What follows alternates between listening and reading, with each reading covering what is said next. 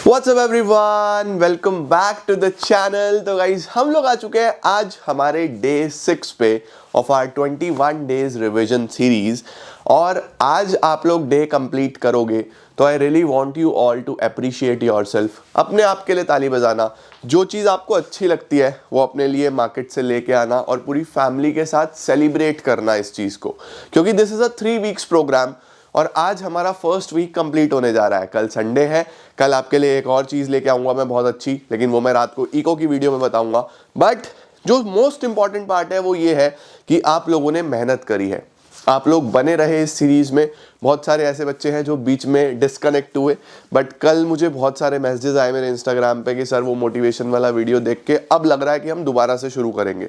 तो आज बहुत सारे बच्चे दोबारा से फिर से स्टार्ट करेंगे। एंड कल संडे एक चांस होगा आप लोगों के लिए कि अगर कोई बैकलॉग रहा है, कोई लेक्चर छूटा है तो पूरा कर लो, क्योंकि चीज़ें रुकनी नहीं चाहिए। और अगर आपने सब कुछ बहुत अच्छे से पूरा किया है, ऑन टाइम आपने किया है, तो you should appreciate yourself. You did a great great great job.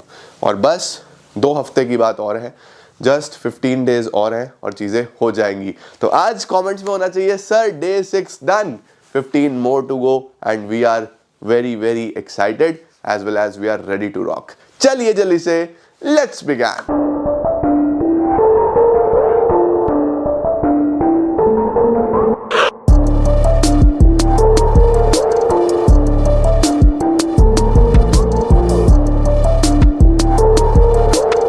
शुरू करते हैं हम लोग आज एक और चैप्टर जो कि है कंज्यूमर प्रोटेक्शन। चैप्टर नंबर 1, 2, 3 हमारे हो चुके हैं। आज सैटरडे है, थोड़ा लाइट लाइट रखते हैं और एक चैप्टर लाइट लाइट में ही पूरा हो जाएगा। चैप्टर का नाम है कंज्यूमर प्रोटेक्शन। ये हमारा पार्ट बी का चैप्टर है। बिजनेस स्टडीज में टोटल 12 चैप्टर आ रहे हैं, जिसमें से 4 आज हमारे कंप्लीट हो जाएंगे। तो देखते हैं सबसे पहला टॉपिक इसके अंदर क्या है। कौन कौन से टॉपिक्स बच्चे इसके अंदर हमें कवर करने हैं? 1 2 3 4 5 6 7 8 टॉपिक्स हैं। सारे छोटे छोटे टॉपिक्स हैं, बहुत आसानी से आप इसको कवर कर सकते हो। फर्स्ट वन है सर कंज्यूमर प्रोटेक्शन होता क्या है? What is actually consumer protection? तो बच्चों हम लोग सबसे पहले ये देखने वाले हैं कि कंज्यूमर प्रोटेक्शन का मतलब है कि कंज्यूमर को मार्केट में किसी भी तरीके की एक्सप्लॉइटेशन से बचाना। सर कैसी एक्सप्लॉइटेशन? गलत प्राइस चार्ज कर लिया, गलत प्रोडक्ट दे दिया, दिखाया कुछ और बेचा कुछ, है ना, उसके साथ कोई फेक एडवर्टीजमेंट है, किसी भी तरीके से कंज्यूमर को चीट किया जा रहा है। उन चीज़ों से बचाने के लिए जो हमारे पास एक एक्ट है उसको बोलते हैं कंज्यूमर प्रोटेक्शन एक्ट, और आपको ये एक्ट 2019 के अकॉर्डिंगली सारी पढ़ाई करनी है, ठीक है। तो what is consumer protection? It refers to the protection of consumers from exploitative and unfair trade practices of manufacturers, sellers and service providers. It seeks to protect and promote the consumer's interest through speedy and inexpensive redressal of grievances. Consumer Protection Act कोशिश करता है कि वो consumer की grievances मतलब problems को solve करे एक स्पीडी यानी काफ़ी तेजी से और इनएक्सपेंसिव वे में। इनएक्सपेंसिव का मतलब जिसमें बहुत ज़्यादा उसका खर्चा भी ना हो। नेक्स्ट आता है बच्चों हमारे पास why consumer protection is important. तो कंज्यूमर प्रोटेक्शन क्यों इंपॉर्टेंट है? 2 पॉइंट ऑफ व्यू से देखेंगे, कस्टमर के खुद के पॉइंट ऑफ व्यू से, बिजनेस के पॉइंट ऑफ व्यू से, ठीक है। सबसे पहले हम देखते हैं कस्टमर के पॉइंट ऑफ व्यू से क्यों इंपॉर्टेंट है, कंज्यूमर प्रोटेक्शन एक्ट की हमें क्यों जरूरत पड़ी। नंबर 1 लिखा हुआ है wide spread exploitation of consumer. इसकी जरूरत इसीलिए पड़ी क्योंकि कंज्यूमर का एक्सप्लॉइटेशन काफी बड़े स्केल पे हो रहा है। मतलब इंडिया में अगर हम लोग देखें तो काफी जगह पे सेलर्स बहुत सारी डुप्लीकेसी करते हैं, बहुत सारी इनएडिक्वेट सर्विसेज प्रोवाइड करते हैं सर्विस प्रोवाइडर्स, बहुत सारे गुड्स को ओवर प्राइस किया जाता है। तो काफ़ी सारी चीज़ें इस तरीके की होती है, मिलावट बहुत ज़्यादा देखने को मिलती है। तो हम लोग बोलते हैं कि कंज्यूमर का वाइड स्प्रेड एक्सप्लॉइटेशन हमें देखने को मिल रहा था। That is why consumer protection act की जरूरत पड़ी। Consumer need protection against unfair trade practices of sellers like defective goods, unsafe products, adulteration, hoarding, black marketing, ये सारी प्रॉब्लम्स हैं। उसके बाद आता है कंज्यूमर इग्नोरेंस। कंज्यूमर इग्नोरेंस का मतलब है बच्चे हमारे जो देश का कंज्यूमर है वो इग्नोरेंट है, उसको पता ही नहीं है कि उसके पास क्या क्या अधिकार हैं, क्या क्या राइट्स हैं, उसके लिए क्या कौन कौन सी फॉरम्स काम कर रही हैं, कौन कौन से कंज्यूमर कोर्ट्स काम कर रहे हैं। तो हमें चाहिए था एक कंज्यूमर प्रोटेक्शन एक्ट जो लोगों को एडुकेट भी कर सके, जो लोगों को हेल्प भी कर सके, जो लोगों को उनकी समस्याओं को सॉल्व करने में मदद भी कर सके। तो इग्नोरेंट कंज्यूमर के लिए सबसे ज्यादा जरूरत होती है किसी ना किसी कंज्यूमर प्रोटेक्शन एक्ट की। लिखा है due to ignorance of customers about their rights and reliefs it is necessary to educate them. Third आता है बच्चों अनऑर्गेनाइज्ड कंज्यूमर्स। अनऑर्गेनाइज्ड का मतलब होता है जैसे अगर हम यूएस में देखते हैं या फिर अगर हम किसी और फॉरेन कंट्री डेवलप्ड नेशन में देखते हैं तो वहाँ पे हम देखते हैं कि कंज्यूमर्स की बहुत सारी एसोसिएशंस हैं तो कंज्यूमर वहाँ पे ऑर्गेनाइज्ड है। ऑर्गेनाइज्ड का मतलब कि उनके पास पावर है। देखो यूनिटी इज पावर। एक अकेला कंज्यूमर कोर्ट में जाके अगर कंप्लेन करेगा ना शायद उसकी बात की सुनवाई ना हो, लेकिन अगर पूरी की पूरी एसोसिएशन चले जाए जिसके अंदर हजारों लाखों कंज्यूमर्स हो, कोर्ट के बाहर जाके बैठ जाए तो कोर्ट को एक्शन लेना ही पड़ेगा, राइट। तो ये होता है कंज्यूमर का ऑर्गेनाइज होना, एसोसिएशंस बनाना। हमारे देश में तो ऐसा कुछ भी नहीं है। हमारे देश में कंज्यूमर बहुत ही अनऑर्गेनाइज्ड है। There is a need to form consumer organisations जो कंज्यूमर के इंटरेस्ट का ध्यान रख पाए। समझ गए? तो कंज्यूमर पॉइंट ऑफ व्यू से इसीलिए कंज्यूमर प्रोटेक्शन इंपॉर्टेंट है क्योंकि वाइड स्प्रेड एक्सप्लॉइटेशन होता है, इग्नोरेंट है हमारा कंज्यूमर और अनऑर्गेनाइज्ड है हमारा कंज्यूमर। सर बिजनेस के पॉइंट ऑफ व्यू से अगर सोचे तो बिजनेस के पॉइंट ऑफ व्यू से हम यही बोलते हैं यार कि देखो अगर आप फ्रॉड करोगे, किसी कस्टमर को लूटोगे तो कितनी बार बेवकूफ बना लोगे उसका? एक बार बना लोगे, 2 बार बना लोगे, 3 बार बना लोगे। उसके बाद जब भी उसके सामने सच्चाई आएगी ना तो वो 10, 20, 50 लोगों को बोलेगा कि भैया कहीं से सामान लेना, उस इंसान से मत लेना, कहीं से सर्विस ले लेना, उस इंसान से मत लेना। तो आप अगर अपने बिजनेस का इंटरेस्ट चाहते हो तो आपको भी कंज्यूमर को एक्सप्लॉइट नहीं करना चाहिए। तो देखो क्या लिखा हुआ है यहाँ पे। नंबर 1 सबसे पहले it is in the long term interest of the business to promote interest of consumer. देखो अगर आप लॉन्ग टर्म बिजनेस करना चाहते हो तो प्लीज आप कंज्यूमर के इंटरेस्ट का ध्यान रखो क्योंकि सेटिस्फाइड कस्टमर ही अच्छा फीडबैक देता है। सेटिस्फाइड नहीं होगा तो वो गलत फीडबैक ही देगा हमेशा, ठीक है। नंबर 2 क्या लिखा हुआ है? A business that engages in exploitative and unfair practices invites government intervention। जो भी बिजनेस गलत, अनफेयर, किसी भी तरीके का एक्सप्लॉइटेशन करता है वो गवर्नमेंट इंटरवेंशन को इनवाइट करता है। गवर्नमेंट इंटरवेंशन का मतलब सरकार उस पर बहुत सारी पेनल्टीज लगाएगी, पनिशमेंट्स लगाएगी, तो वो इस चीज को इनवाइट कर रहा है कि आओ मेरे ऊपर पेनल्टीज लगा दो, है ना। नेक्स्ट क्या है? Moral justification. भाई कंज्यूमर को एक्सप्लॉइट करना मोरली भी तो गलत है। हमें छोटे होने से पढ़ाया जाता है कि we have our moral duties. हम लोगों के कुछ ना कुछ हमारे कुछ ना कुछ दायित्व हैं, हमारे कुछ ना कुछ ईमानदारी कोई चीज होती है, तो मॉरली भी गलत है ना, राइट। देखो लिखा हुआ it is the moral duty of any business to take care of the consumer. Since the business uses society resources, therefore it has a responsibility to supply goods and services which are in public interest। एक point ये भी लिखा हुआ है कि जितने भी resources business use करता है वो सब सोसाइटी के हैं, वो सब सोसाइटी से आते हैं, तो आप सोसाइटी को ही चीट कैसे कर सकते हो? इसका मतलब तो वही हो गया कि जिस घर में खा रहे हो उसी घर में चोरी कर रहे हो, तो ये तो गलत हो गया ना। तो इसीलिए कहा जाता है कि बिजनेस क्योंकि सोसाइटी के रिसोर्सेज यूज करता है तो उसकी जिम्मेदारी है कि वो सोसाइटी को अच्छे गुड्स और services he they. Business has a social responsibility towards various interest groups. Business की सोशल रिस्पॉन्सिबिलिटी है बहुत सारे ग्रुप्स की तरफ, जिसमें एक ग्रुप कंज्यूमर का भी आता है। जब आप याद करो क्लास 11th में सोशल रिस्पॉन्सिबिलिटी चैप्टर नंबर 6 पढ़ते हो तो उसमें आता था ना business has a social responsibility towards share holder, customer, worker, government. तो वहां पे भी आता था कि कस्टमर भी एक ऐसा इंसान है जिसके टुवर्ड्स बिजनेस की सोशल रिस्पॉन्सिबिलिटी है कि उसको बहुत अच्छे तरीके से उसको ट्रीट करना है और चीट वगैरह नहीं करना, राइट। तो ये सारा आ जाता है बच्चों बिजनेस के पॉइंट ऑफ व्यू से why consumer protection is important. इसके बाद आता है हमारे पास एक छोटा सा पॉइंट, कई एनजीओज का क्या रोल है कंज्यूमर प्रोटेक्शन में। सर एनजीओज का क्या मतलब हो गया? एनजीओज का मतलब हो गया बेटा बहुत सारी नॉन गवर्नमेंट ऑर्गेनाइजेशंस, बहुत सारी ऐसी एसोसिएशंस जो कि काम ही कंज्यूमर इंटरेस्ट के लिए करती हैं, जो कि काम ही इसीलिए करती हैं कि कंज्यूमर अगर कहीं पे अकेला फील कर रहा है तो उनकी मदद कर सकें। तो उनका क्या क्या रोल है? रोल में नंबर 1 आता है to educate the public about their rights. लोगों को एडुकेट करना कि उनके पास क्या क्या अधिकार हैं। What is right to safety, what is right to be assured, what is right to seek redressal, what is right to information, what is right to education, उनके राइट्स के बारे में। अब देखो आपको ये चैप्टर पढ़ाया जा रहा है तो आपको पता लग गया, जिन बच्चों ने नहीं पढ़ा उनको तो पता ही नहीं है उनके पास क्या क्या राइट्स हैं। तो ये एनजीओज का काम है लोगों को एडुकेट करना बाय अरेंजिंग सेमिनार्स, कॉन्फ्रेंसेस, और लोगों को ज़्यादा से ज़्यादा लेवल पे एडुकेट करना। नंबर 2, अलग अलग पीरियोडिकल्स, पब्लिकेशंस छापना, मैगजीन्स में ये चीज़ें छपवाना, न्यूज़पेपर्स में ये चीज़ें छपवाना, आर्टिकल्स में ये चीज़ें छपवाना, लोगों को बताना कि उनकी क्या क्या जिम्मेदारी है, कहाँ कहाँ जाके वो कंप्लेन कर सकते हैं, अगर उनके साथ कोई चीटिंग हो जाए तो कहाँ पे कॉल कर सकते हैं, ये सब उनकी जिम्मेदारी है। कैरिंग आउट टेस्टिंग, अलग अलग प्रोडक्ट्स की टेस्टिंग करना।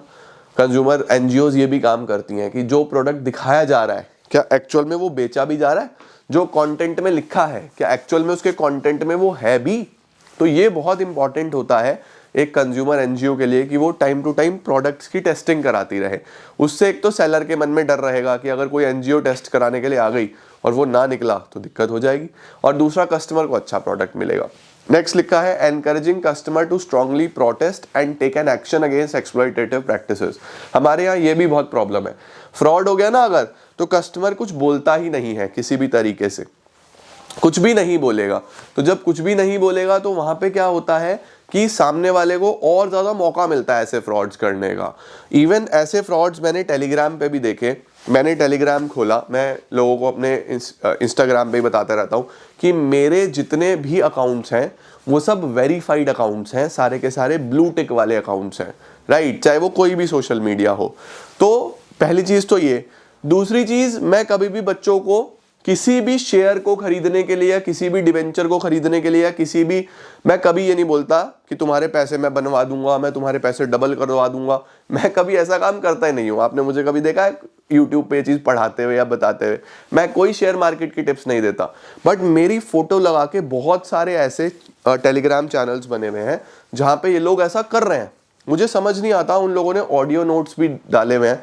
हमारा बच्चा जो मेरे से पढ़ा है वो मेरी आवाज़ एकदम पहचान लेगा, मेरी लैंग्वेज एकदम पहचान लेगा, और वो लोग इस लेवल पे फ्रॉड भी कर रहे हैं। मुझे कई बार बच्चे बताते हैं कि सर हमारे साथ ऐसे फ्रॉड हो गया। एक बार तो मुझे मैसेज आया कि मेरे पैसे वापस करो। मैंने कहा भाई कौन से पैसे, मैं तुम्हारे पैसे लेके कहाँ जाऊँगा। तो इतनी सारी चीज़ें हो रही हैं। तो मैं उन लोगों को यही बोलता हूँ कि भैया आपके पास यूपीआई आईडी तो होगा आपने जहाँ पेमेंट किया, आपके पास बैंक अकाउंट डिटेल्स तो होगी आपने जहाँ पेमेंट करी, आप जाके कंप्लेन करो।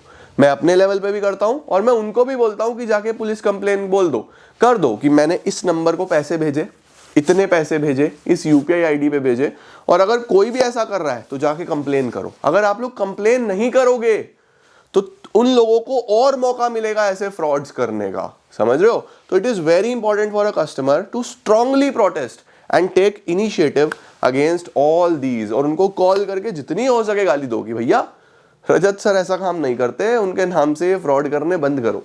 समझ गए? तो ये सारी चीजें हैं। Number 5, providing legal assistance to customers. Customers को अगर कोई लीगल असिस्टेंस चाहिए तो वो भी प्रोवाइड करती हैं कंज्यूमर ऑर्गेनाइजेशंस, एनजीओज।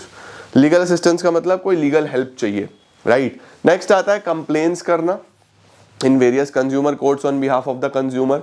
अगर कोई कंज्यूमर बहुत ही हेजिटेंट है, वो कंप्लेन नहीं कर पा रहा, तो एनजीओज उसके बिहाफ पे जाके कंप्लेन भी कर सकती हैं। ये भी इनका एक रोल, ये भी इनका एक फंक्शन होता है। तो these are the functions of consumer NGOs जो आपको पता होने चाहिए। Done sir. इसके बाद आ रहे हैं बच्चों कंज्यूमर राइट्स। कंज्यूमर के कितने राइट्स हैं? तो देखो हमारे पास यहाँ पे 6 राइट्स हैं, जिसको मैंने याद करने का आपको टेक्निक भी बताया था, और वो टेक्निक था हमारे पास रिचेस, RICHES। अब ये जो C है ना, राइट टू चूज, ये नए एक्ट में चेंज हो गया, राइट टू बी एश्योर्ड हो गया है, राइट। तो थोड़ा सा चेंज हो गया है, तो इसको थोड़ा सा बदलना पड़ेगा, बट ध्यान रखना ये वही चीज़ है, ठीक है। सबसे पहले R होता है राइट टू सेफ्टी। आपका अधिकार है खुद को सेफ रखना। सर किस चीज़ से सेफ रखना? कोई भी फिजिकल डैमेज, कोई भी फिजिकल हार्म अगर आपको हो रहा है, आपने कोई प्रोडक्ट लिया और उस प्रोडक्ट से आपको कोई फिजिकल हार्म हो गया, कोई चोट लग गई, आपने कोई गीज़र लगवाया, वो गीज़र में शॉर्ट सर्किट हो गया, उस वजह से किसी को कोई करंट लग गया, या मैंने सपोज ये बोर्ड लिया और ये बोर्ड में कोई शॉर्ट सर्किट हो गया, इस वजह से मुझे कोई चोट लग गई, तो मुझे फिजिकल डैमेज हो गया, तो मैं कैसे कंप्लेन करूं कंज्यूमर कोर्ट में? मेरा अधिकार है राइट टू सेफ्टी। इसका मतलब है the right to be protected against goods and services which are hazardous to life and health. अगर मेरे को फिजिकली कुछ ना कुछ कोई डैमेज आ रहा है किसी गुड की वजह से, तो मैं वहां पे जाके कंप्लेन कर सकता हूं इसके अगेंस्ट, ठीक है। अगला आता है right to be informed. Right to be informed का मतलब है कि हर प्रोडक्ट पे उसके बारे में कंप्लीट जानकारी होगी। आप कोई भी प्रोडक्ट खरीदते हो तो उसके पीछे उसकी MFG, उसकी एक्सपायरी डेट, उसकी टर्म्स कैसे यूज़ करना है, उसके कंटेंट, उसके अंदर क्या क्या है। अगर कोई खाने का सामान है तो इवन ये भी होता है कार्बोहाइड्रेट्स कितने, फैट्स कितने, प्रोटीन्स कितने, क्या क्या चीज़ें हैं, कौन कौन से उसके अंदर सॉल्ट्स मिलाए गए हैं, कौन कौन से उसके अंदर चीज़ें मिलाई गई हैं ताकि उसको रखा जा सके लंबे समय तक। तो वो सब चीज़ लिखी होती है। क्यों लिखी होती है? क्योंकि आपका अधिकार है। That is your right to have complete information about the product, जैसे उसके इंग्रेडिएंट्स, उसका मैन्युफैक्चर, उसका प्राइस, उसका quantity. That is your right to be informed, इसीलिए आपको इन्फॉर्म किया जाता है। अगर नहीं है ना किसी प्रोडक्ट पे तो आप उसके अगेंस्ट कंप्लेन कर सकते हो under right to be informed. Right to be heard. Right to be heard का मतलब होता है बच्चों कि अगर आप किसी भी प्रोडक्ट या सर्विस से सेटिस्फाइड नहीं हो तो आप कॉल करके कंप्लेन कर सकते हो। इवन कंपनीज ने ही कस्टमर केयर बैठाए होते हैं, है ना। अभी मैं कल ही जोमेटो पे ऑर्डर कर रहा था और मैंने एक पर्टिकुलर कोई खाना ऑर्डर किया, जो मैंने ऑर्डर किया वो नहीं आया। तो मैंने जाके चेक किया कि मैं इसकी कहाँ कंप्लेन कर सकता हूँ। उनके ही कस्टमर केयर थे, मैंने उनको अपनी कंप्लेन बताई और मेरे पैसे रिफंड आ गए। तो वहाँ पे दो चीज़ें हुई, एक तो मेरी सुनवाई हुई, दूसरा मेरा पैसा रिफंड आ गया। तो जो सुनवाई हुई, जो मेरी बात सुनी गई कस्टमर केयर के द्वारा, वो तो है राइट टू बी हर्ड। और जो मेरी प्रॉब्लम का सॉल्यूशन हुआ उसको बोलते हैं right to seek redressal. Redressal का मतलब है प्रॉब्लम सॉल्व हो जाना। तो दो यहाँ पे राइट्स हैं।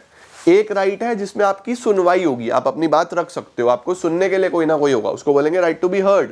It means to file a complaint, right. और राइट टू सीक रिड्रेसल है right to get the relief, मुझे रिलीफ भी मिलेगा वहां पे। समझ गए?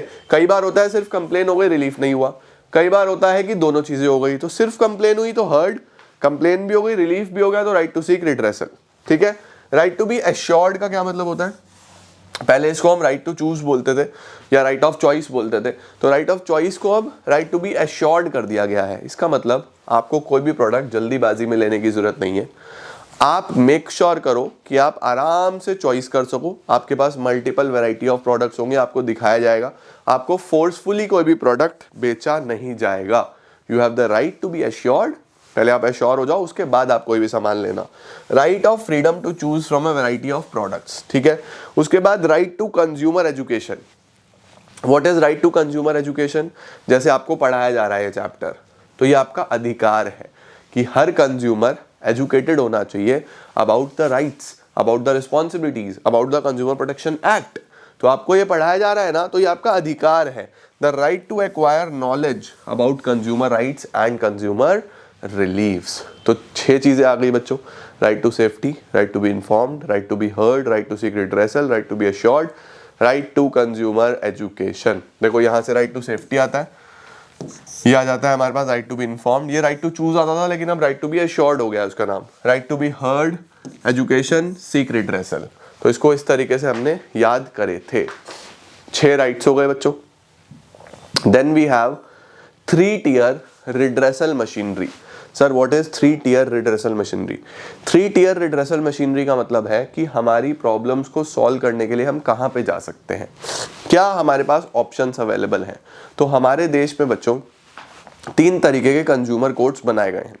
सबसे पहले डिस्ट्रिक्ट लेवल पे, फिर स्टेट लेवल पे, फिर नेशनल लेवल पे। तो ध्यान रखना, सबसे पहले हमारे पास डिस्ट्रिक्ट लेवल पे कोर्ट होता है, फिर उसके बाद स्टेट लेवल पे होता है, फिर नेशनल लेवल पे होता है। जो डिस्ट्रिक्ट लेवल पे होता है उसको डिस्ट्रिक्ट कमीशन बोलते हैं, स्टेट लेवल पे स्टेट कमीशन बोलते हैं, नेशनल लेवल पे नेशनल कमीशन बोलते हैं। सही है। सबसे पहले तो ये समझ लो। ठीक है। पहले वाले के अंदर प्रेसिडेंट एक होना चाहिए और 2 अदर मेंबर होने चाहिए कम से कम। ठीक है। इसके अंदर प्रेसिडेंट और 4 अदर मेंबर कम से कम, इसके अंदर भी प्रेसिडेंट और 4 अदर मेंबर कम से कम। ये तो मैंने आपको बेसिक बता दिया। उसके बाद प्रेसिडेंट कौन हो सकता है? इसके अंदर बच्चों प्रेसिडेंट जो होता है वो वर्किंग या रिटायर्ड जज होते हैं डिस्ट्रिक्ट कोर्ट के। इसके अंदर वर्किंग या रिटायर्ड जज ऑफ हाई कोर्ट, इसके अंदर वर्किंग या रिटायर्ड जज ऑफ सुप्रीम कोर्ट। ये आपको पता होना चाहिए, बेसिक जानकारी है ये कि कौन प्रेसिडेंट हो सकता है। ओके। उसके बाद सर कंप्लेन कितने रुपए तक की होती है इन कोर्ट्स में? बच्चों अगर यहाँ कंप्लेन होगी तो केस आपका 1 करोड़ रुपए तक का होना चाहिए। पुराने वाले एक्ट में 20 लाख तक का था, तो ध्यान रखना अभी आपको कंज्यूमर प्रोटेक्शन एक्ट 2019 पढ़ना है। 1 करोड़ रुपए तक का लिमिट है। उसके बाद अगर 1 करोड़ से ज्यादा है, 10 करोड़ तक है, तो वो यहाँ पे चलेगा स्टेट कमीशन में। उसके बाद अगर 10 करोड़ से भी ज्यादा है तो वो यहाँ पे चलेगा नेशनल कमीशन में। तो आपको पता होना चाहिए कि कौन सा कंप्लेन कौन से कोर्ट में फाइल किया जाएगा। 1 करोड़ रुपए तक का गुड्स और सर्विसेज का केस है तो इधर, 1 से 10 है तो स्टेट में, 10 से ज्यादा है तो नेशनल में। ठीक है। अब कई बार ऐसा होता है भैया मैंने यहाँ पे केस कर दिया और मेरा वहां पे रिजोल्यूशन नहीं हो पाया, मतलब मैं जज के फैसले से सेटिस्फाइड नहीं हूं, तो क्या मैं फर्दर कंप्लेन कर सकता हूं? हाँ, आप फर्दर कंप्लेन कर सकते हो स्टेट में। कितने दिन के अंदर अंदर? 45 डेज के अंदर अंदर। जिस दिन ऑर्डर आया उसके आने के 45 डेज के अंदर अंदर आप स्टेट कमीशन में कंप्लेन कर सकते हो। अगर आप यहां से भी सेटिस्फाइड नहीं हुए तो विद इन 30 डेज आप नेशनल कमीशन में कंप्लेन कर सकते हो। अगर आप यहां पे भी सेटिस्फाइड नहीं हुए, नेशनल कमीशन में भी आप सेटिस्फाइड नहीं हुए, तो फिर आप यहां से सीधा सुप्रीम कोर्ट में जा सकते हो। तो हमारे पास सर 3 तरीके के कोर्ट्स हैं, district commission, state commission, national commission. अगर आप डिस्ट्रिक्ट कमीशन से सेटिस्फाइड नहीं हो तो विद इन 45 डेज आप स्टेट में जाओ।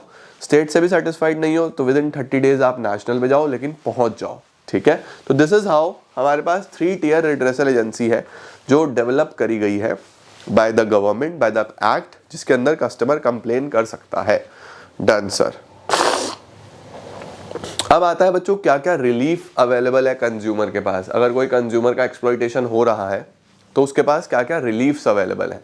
तो हम बोलेंगे sir number 1, to remove the defect और डेफिशिएंसी इन द सर्विस। सबसे पहले जो भी डिफेक्ट है या डेफिशिएंसी है वो हटाओ।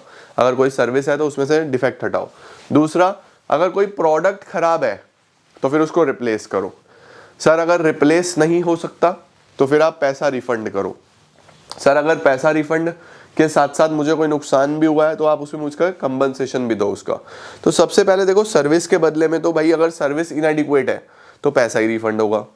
गुड्स के केस में सबसे पहले हम कोशिश करते हैं कि गुड्स का डिफेक्ट दूर हो जाए। अगर कोई डिफेक्ट है तो उसको दूर कर दो। डिफेक्ट दूर नहीं हो सकता तो रिप्लेस करके दो। रिप्लेस नहीं हो सकता तो पैसा रिफंड करो। पैसा रिफंड के साथ साथ अगर मेरा कोई नुकसान भी हुआ है तो मुझे उस चीज का कंपनसेशन भी दो। तो 4 चीजें तो ये हो गई। टू पे एडिक्वेट कॉस्ट, इतना कुछ करने के लिए, केस वेस करने के लिए मेरा खर्चा आया, उसका पैसा भी दो। उसके साथ साथ जितने भी ऐसे गुड्स बन रहे हैं उनकी मैन्युफैक्चरिंग को सीज करा जाता है। उसके साथ अगर कोई गलत एडवर्टीजमेंट है तो उस एडवर्टीजमेंट को विड्रॉ किया जाता है। उसके साथ साथ एक सही एडवर्टीजमेंट भी जारी किया जाता है कि भैया वो एडवर्टीजमेंट गलत था, अब सही ये है। तो इतनी सारी रेमेडीज आपके पास अवेलेबल है। जब आप कहाँ जाते हो, किसी कोर्ट में जाते हो, तो यही आपको रिलीफ्स मिलते हैं। ठीक है जी। नेक्स्ट आता है बच्चों हमारे पास कंज्यूमर प्रोटेक्शन में कंज्यूमर की क्या क्या डेफिनेशन है, या एक कंज्यूमर कौन हो सकता है। तो हम बोलेंगे कंज्यूमर एक वो पर्सन है जो गुड्स खरीदता है या सर्विसेज लेता है फॉर अ कंसिडरेशन। याद रखना उसने पैसा दिया है, राइट, फ्री में नहीं। ये ध्यान रखना, अगर कोई कंज्यूमर ने फ्री में सामान ले लिया तो वो कंज्यूमर नहीं है। Okay, who has been paid और प्रॉमिस्ड और पार्टली पेड और पार्टली प्रॉमिस्ड, या तो पूरा पैसा दे दिया या वादा कर दिया या आधा दिया आधा वादा कर दिया, या कोई भी स्कीम है ऐसी। However, any person who obtains the goods or services for resale या commercial purpose is not a consumer. दोबारा बेचने के लिए या कमर्शियल पर्पस के लिए लिया तो वो कंज्यूमर नहीं है। सही है। उसके साथ साथ अगर कोई यूजर है गुड्स का या बेनिफिशियरी है सर्विसेज का, अगर उसने बायर के अप्रूवल से, जैसे फॉर एग्जांपल मेरे फ्रेंड का लैपटॉप है, एक्चुअल कंज्यूमर वो है, मैंने उसके अप्रूवल से वो लैपटॉप लिया है थोड़े टाइम यूज करने के लिए और उसमें कुछ ब्लास्ट हो गया, तब मैं कंज्यूमर कहलाऊंगा अगर मैंने अप्रूवल से लिया। लेकिन अगर मैंने बिना अप्रूवल के उठाया था तो फिर मैं नहीं कहलाऊंगा एक कंज्यूमर। ठीक है, क्लियर है। ऑनलाइन ऑफलाइन दोनों ट्रांजैक्शंस में ये चलता है। उसके बाद आता है बच्चों कंप्लेन कौन कर सकता है।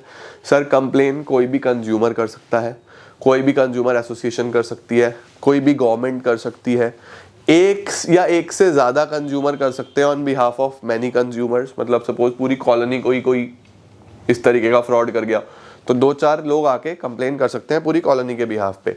लीगल रिप्रेजेंटेटिव कर सकता है किसी भी डिजीज्ड कंज्यूमर का, अगर किसी कस्टमर की डेथ हो जाती है तो उसका लीगल रिप्रेजेंटेटिव भी कंप्लेन कर सकता है। अब बच्चों हमारे पास एक छोटा सा टॉपिक और बचा जिसको हम बोलते हैं कंज्यूमर रिस्पॉन्सिबिलिटीज। सर कंज्यूमर की क्या क्या रिस्पॉन्सिबिलिटीज भी होती है, मैं लिख देता हूं इसको। हमारे पास कंज्यूमर की क्या क्या रिस्पॉन्सिबिलिटीज होती हैं। बीइंग अ कंज्यूमर आपकी क्या रिस्पॉन्सिबिलिटी है? सबसे पहले a consumer must take a cash memo.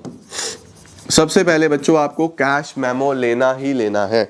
मतलब आप जो भी सामान खरीद रहे हो उसका बिल लो। अगर आप बिल नहीं लोगे ना यार, तो आप प्रूफ कैसे करोगे कि आप एक्चुअल कंज्यूमर हो? तो you should take a cash memo for that, ठीक है। Number 2, a consumer must be cautious consumer. Cautious का मतलब होता है कि एक कंज्यूमर जानता हो सारी चीज़ों के बारे में कि क्या क्या उसके राइट्स हैं, क्या क्या उसके रिलीव्स हैं, क्या क्या उसकी रिस्पॉन्सिबिलिटीज़ हैं। ये आपकी जिम्मेदारी है। अगर आप कॉशियस नहीं होगे तो फिर क्या करोगे यार भाई? अगर तुम्हें पता है, तुम तब भी कंप्लेन नहीं कर रहे, तो फिर तुम क्या कर सकते हो? तीसरा, अ consumer must B quality conscious. एक कंज्यूमर क्वालिटी कॉन्शियस होना चाहिए। सर क्वालिटी कॉन्शियस का मतलब है कि वो ISI मार्क्ड प्रोडक्ट ही ले, है ना। अगर इलेक्ट्रिकल प्रोडक्ट्स हैं तो ISI मार्क्ड हो, अगर कोई एग्रीकल्चरल प्रोडक्ट है तो उन पे एग मार्क होना चाहिए, राइट। अगर कोई गोल्ड ज्वेलरी है तो उस पे हॉल मार्क होना चाहिए, अगर कोई फूड प्रोडक्ट है तो उस पे FSSAI होना चाहिए या फिर FPO मार्क होना चाहिए। तो देखो जितने भी प्रोडक्ट्स हैं उनके ऊपर कुछ ना कुछ मार्क्स होते हैं। उन मार्क्स को देख के ही आपको गुड्स या सर्विसेज लेने चाहिए। बिना मार्क्स के लोगे तो फिर वो दिक्कत हो जाएगी, है ना। तो कैश मेमो जरूर लो, कॉशियस कंज्यूमर होना चाहिए, क्वालिटी कॉन्शियस होना चाहिए। Consumer must file a complain.